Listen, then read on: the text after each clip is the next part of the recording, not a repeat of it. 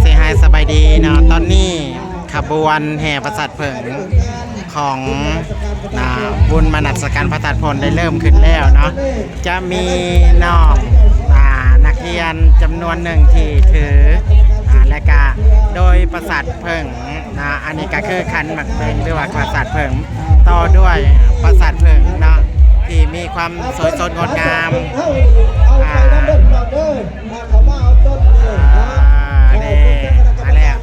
และก็เข้าสู่ขบวนนำโดยฐาน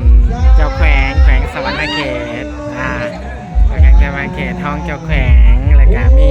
การนำขันสูงสบายดีได้สบายดีและก็หลายทาง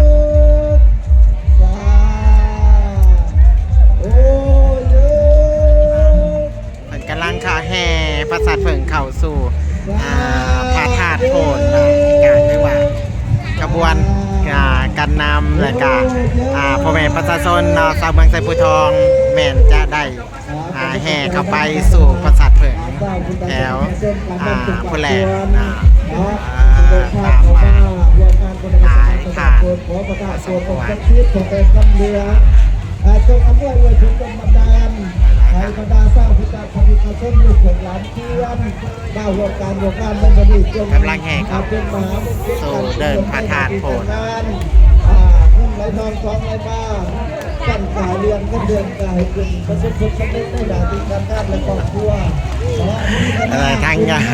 เวลานะกระเด้งท่องเที่ยวเนาะวัฒนธรรมและแขวงสวรรณเขตเป็นกระไดมาห่วงหลายมันหลากหลายฐานที่เข้าห่วงวันนี้โอเคเราจะได้จบคลิปไว้เท่านี้ก่อนนะแล้วเราจะถ่ายให้เห็นอีกในขั้นต่อไป